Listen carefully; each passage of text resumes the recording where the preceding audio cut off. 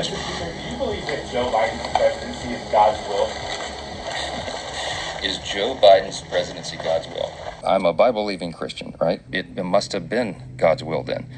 That's my belief. Oh, they got him. They finally got him. We'll talk about that. Hey, y'all, it's David. Thanks for joining me for another video. Before I get into today's topic, just a reminder, you can visit my website, davidleebrown.odoo.com, where there's links to purchase the book in hardback, paperback, or ebook. And if you're a member on Amazon, then you can get the ebook for free. There's also links to over 100-something unique teachings that I've done in different series that I've done throughout the years in preaching, stuff that I don't have time to get into in just a simple YouTube video, even though you might be thinking, gosh, his YouTube videos are long. But anyway, there's my teaching website where you can stream it or download anything you want for free. You can put in a donation, but don't feel obligated to purchase anything. You can download all that stuff for free. Also, my music is available for purchase and download or streaming from my website as well. So all the links are there. You can also support my family and I in full-time ministry. I don't get a full salary from the local ministry, and so things like YouTube, the book sells, the music sells, or if the Lord moves on your heart to support us, like everything comes together and makes it work. So thank you to everyone who's purchased a book, the music, or given to us through the ministry or through my Patreon page, which honestly I'm trying to figure out what to do with that. So it's there, but it's just kind of in this holding pattern until I figure out what my routines can look like with how I can take care of Patreon right now. But anyway, it's there if you want to donate through that platform, and there's some older content and music downloads and other videos that are still available over there. I just hadn't put anything new on there for a little bit because I'm still trying to fit that into my routine somewhere. I'm so busy. Anyway, thanks again to everyone who supports me. That website link will be in the description.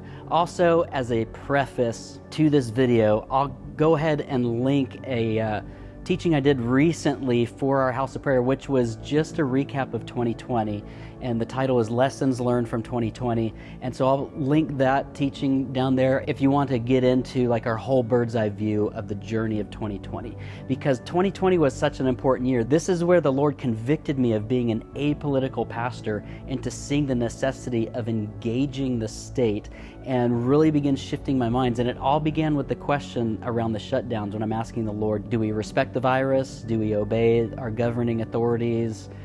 Or do we still meet? I just need a clear answer. And his answer to me was, you took an oath to support and defend your Constitution in 2002, and you've never even read it. And so that night was the first night I'd ever read the Constitution in my entire life, and now can plainly see the fingerprint of God upon that through the men who were engaging on our behalf in that season. It's just such a beautiful piece of history. So again, I'll link the lessons learned from 2020. You can listen to that overview if you want. And now we'll get into the topic at hand. Mike Johnson. I love this guy. So this isn't a dig or a knock on him, but he did answer that question that I played at the beginning of the video. He did answer that a little bit different. So when he says, well, I'm a Christian and I have a Christian worldview, and so of course it's the Lord's will for Joe Biden to be president. Now I think even with understanding that as his Christian worldview, not my Christian worldview. And so I wanted to answer that because he doesn't really speak for all Christians in that instance. No doubt he speaks for a lot of them, but not all of them. So here's just a random pastor's take on that. Now, back up. As soon as the nation knew who Mike Johnson was and he became a national name instead of just a state name or local name or some obscure congressman that not many people knew. Like, I'd never even heard of him before, but I really like him. Once we started knowing his name, what did the media do? They just swarmed him with all these questions, and one of the main pushes of just trying to make him look like a fool in their eyes was, you're an election denier. So they're always trying to shove him in this corner of, you denied the election and you don't think that, our democracy is legitimate. And so the questions would come out in different forms, and he would just answer them in really good fashion. Yeah, he was a part of a lawsuit recognizing that state officials unlawfully changed election laws so that they could manipulate things to get you-know-who into the presidency. I think there's a lot of shenanigans. There wasn't just one form of how that thing was pulled off, but there were many forms that contributed, and one of the forms was the illegal changing of election laws. And so that's just a fact. The other things are a little bit more difficult to prove, and so I know he stays away from those topics, but the fact that laws were illegally changed, like, You can't refute that fact. The only thing you can do is just deny it like a crazy liar, like a psychopathic liar, just over and over again to the point where the people that listen to you believe you. So they're constantly trying to shove them in this, you don't think Joe Biden's legitimate and you're an election denier and all this stuff. And so this one conference, they finally came up with the gotcha question that I think he handled really well considering his Christian worldview. I think he handled it the best that he can. I don't really have an issue with the full scope of his answer, but just that one little piece. But the question was, do you believe that Joe Biden was God's will? It's like, aha, gotcha, because you're a Christian, God's sovereign. You got to believe that, so I just slam dunked on you. And his answer, again, was really good. But he did say, I'm a Christian with the Christian worldview, and so I have to believe that Joe Biden is God's will for our nation. Yay! And then on the heels of that, of course, they didn't bring this up in the press meeting, but in the typical modern Christian mindset, right now, even in the Protestant church, which is kind of amazing, I'll touch on that in a little bit, but on the heels of that is, well, if Joe Biden's God's will, then we got to obey our governing authorities. Now, if that question was asked to me, and I'm not the Speaker of the House, but if I was, and I had that journalist ask me that question, is Joe Biden God's will? I'd say no. Hosea 8 chapter 4 says that they raised up kings, but not by me. They put up princes, and I did not know it. That's God speaking, the sovereign God speaking. They raised up kings, but not by me. Princes, and I didn't even know it. And so based on that principle, because of the unjust way that this man came into power and his regime came into power, I'm going to be a thorn in his side. I'm going to discourage him at every corner. I'm going to put up roadblocks in every street, and I will push back in every way that I can, because they're the ones not obeying the governing authority. And so I'm going to be a thorn in his side and discourage him at every front because of his unjust rise to power and the lawlessness by which he rules our nation. Like all this drama at the border right now, they're blaming each other when there's actually already laws on the books. Congress doesn't have to pass any new laws. They just have to enforce what's already there. It's mind-blowing, the word games that are being played to manipulate the population, but I don't think the population's as manipulated as we think. I feel like the majority of America understands what's going on, but you have the majority of the media like preaching at you what to believe and how to think, how the state wants you to understand these things, just constantly, to the point where it feels like maybe there is this big presence, but I really don't think people are buying it. So anyway, I know like that's a massive statement, and that probably sounds rude, like I'm going to discourage leaders. I thought Paul said to pray for leaders, which I'll get to that at the very end of the video. But Romans 13, I talked about this a little bit in last week's video about the federal government tracking Bible sales. But I just want to double down on the basis of Hosea 8:4. They raised up kings, but not by me. Princes, and I didn't know it. That when we go to Romans 13, it's not talking about every individual in a position of authority is God's will and placed there by the Lord. But authority in a general sense has been placed there. And within the context of this established institution that God put in place, righteous men or unrighteous men can rule in that place. As you read on in Romans 13, it talks about that government bears the sword against the evildoer. But when this principle begins to turn around and they punish the righteous while they're protecting the evildoer in the land, then you have a completely different scenario. And so we look at Romans 13 and we're so passive and like, obey governing authorities, and we forget Hosea chapter 8. We forget that principle. We just assume that every authority is God's will and that we're supposed to submit and obey to everything they said. And especially in the Protestant church, like that's such a strange thing to me, because you have the Protestant Reformation, you have the American Revolution, which was predominantly all Puritans that even had Reformation theology in their understanding of the sovereignty of God, but they did not lose sight of man's responsibility to participate within the will of God and even to push back against governing authorities when they became oppressive tyrants. Like reading American history, reading the history of the Protestant Reformation, like these things, like they're supposed to be in our DNA, especially as Protestants. Like I don't understand, like all these centuries later, they've been kind of far removed from us to where we think we're just going to be these passive, like don't have to push back against governing authorities, and we shouldn't because that's a sin. And I think you're obligated. I think it would be a sin not to. So no, I don't think our current president is the will of the Lord. And I would passionately push back against that. Now, I know Mike Johnson is still pushing back against Joe Biden and feels that obligation to engage like our forefathers did. But I would still articulate that a little bit different, and I think that puts a little bit different perspective to create a different kind of fire that just burns in your soul to see restoration and healing in your land and see the wicked removed, especially if they're in places of leadership. Because when the wicked are in power, the nation groans and mourns. But anyway, before I get into praying for your leaders, I will concede that there is a time where God will raise up wicked leaders according to his will.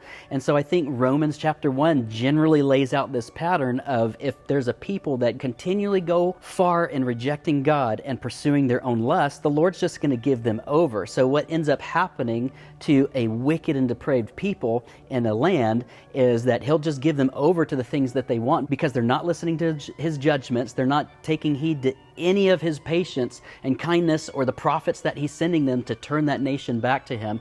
And so he'll give them over so that they'll reap the fruit of their own sin. And a part of that is when you have a people that's on that trajectory, wicked tyrant leaders will naturally rise up.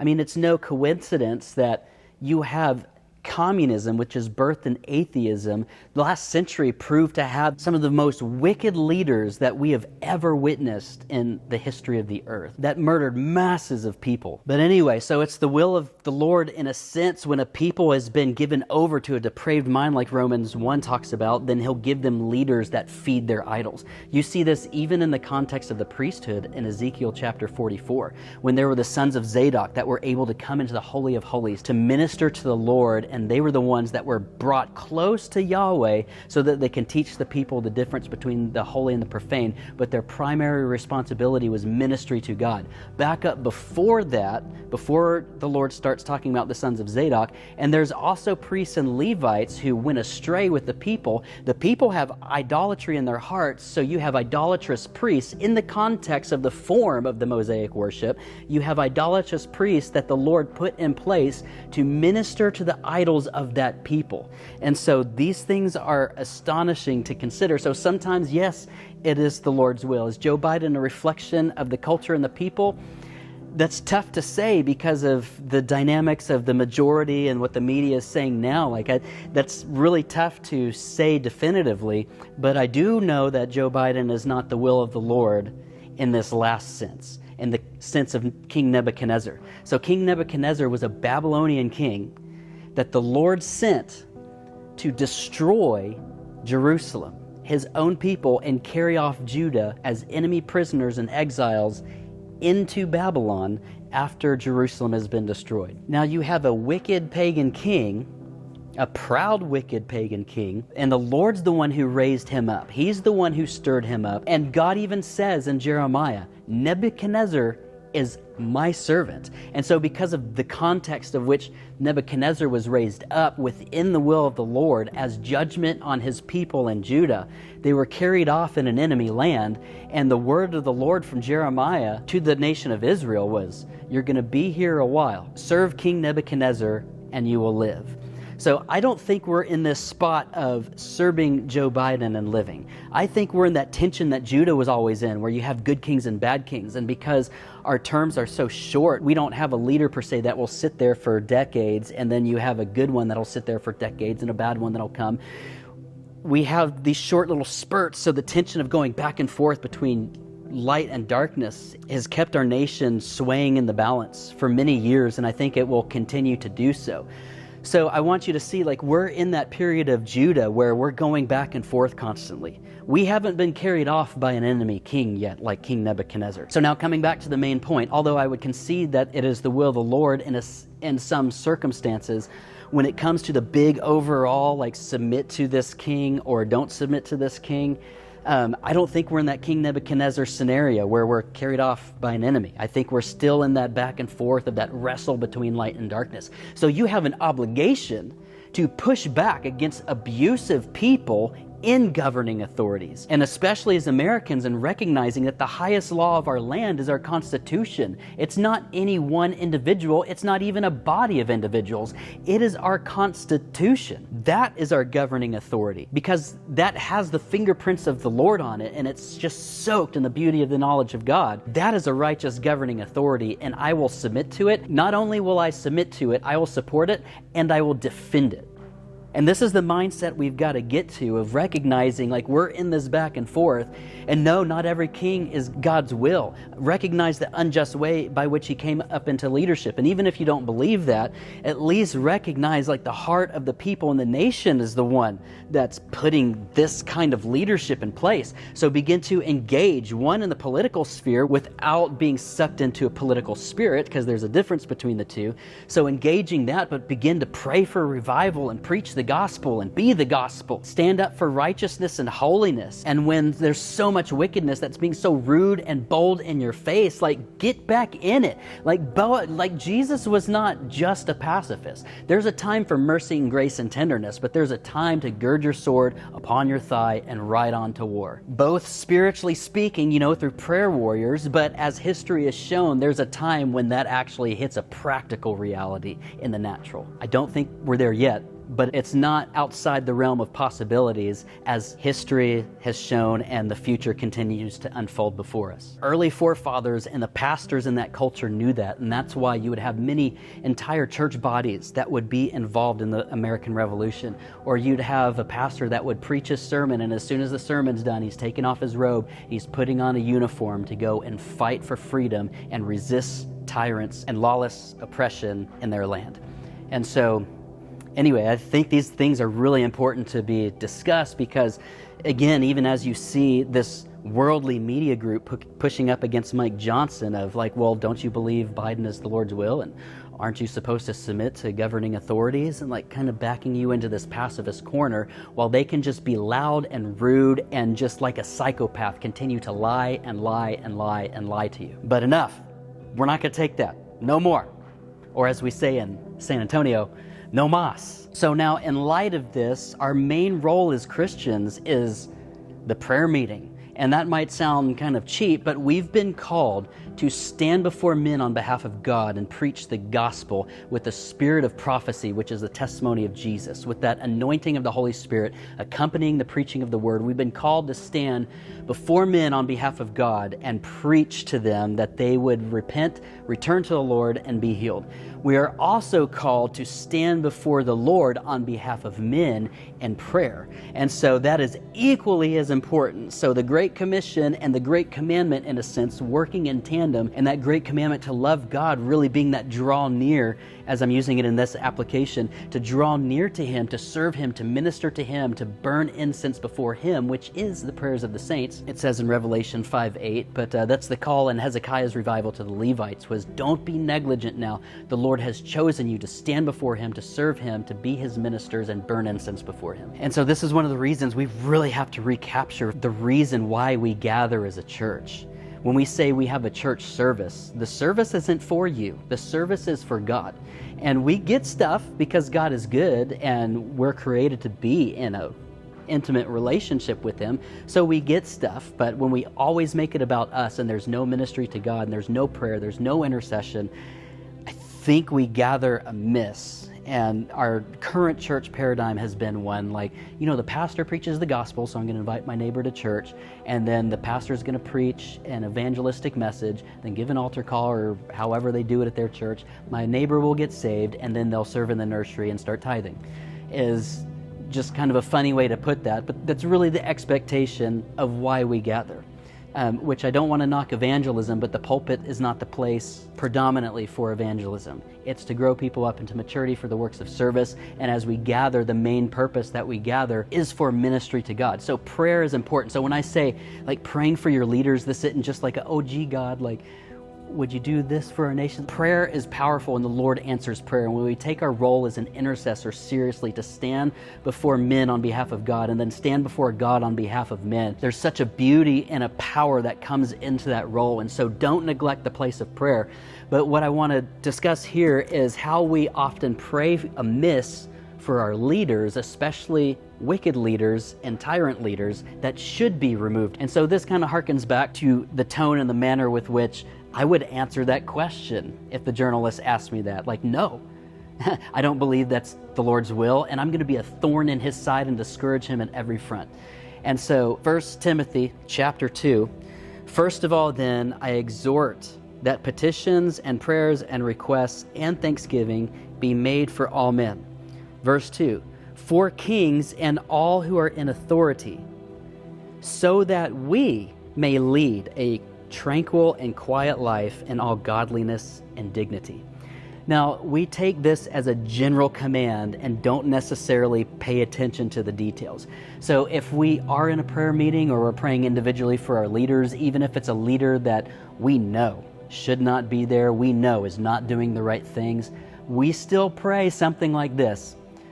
Lord, bless them, let them see your glory, show them your mercy, and, just bless them, and we thank you for all in authority, and bless them. Bless them, bless them, bless them. And the emphasis is always put on only praying positive prayers, because it says in verse 2, for kings and all who are in authority, that we may lead a tranquil and quiet life in all godliness and dignity, or a peaceful and quiet life. And so it's like we want to pray for peace for our leaders. So, Lord, here's this wicked leader. Give him peace and give him quietness and rest of soul. No, the way of the transgressor is hard, and there's a promise in the Bible that we can pray over the wicked.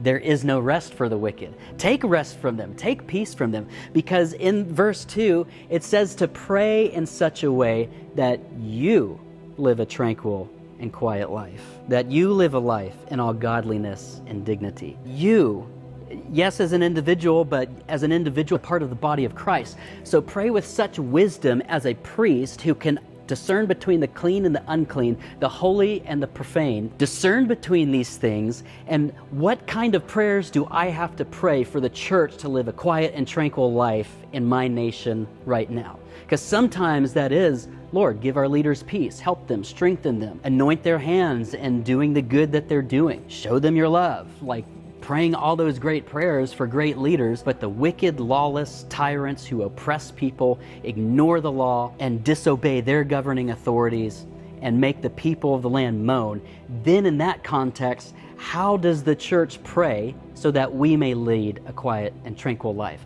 I don't think many of us think about these things, but it literally says you pray in such a way. So you have to be able to discern what time it is. That Ecclesiastes verse, if there's a time to love, there's a time to hate, there's a time to embrace, there's a time to shun the embrace, there's a time to heal, there's a time to kill, and so on and so on. You have to understand what time it is, and then based on what time it is, pray in such a way that you can lead a quiet and peaceful life. So anyway, that is my response to Mike Johnson's answer. Again, I don't want to totally knock him, because I thought he answered as well as he could have within his Christian worldview, but I wanted to present a different way of thinking, because it is not the only Christian worldview. Remember Hosea chapter 8, verse 4. And thank you again for watching another video with me. I'll see you guys next week. Bye.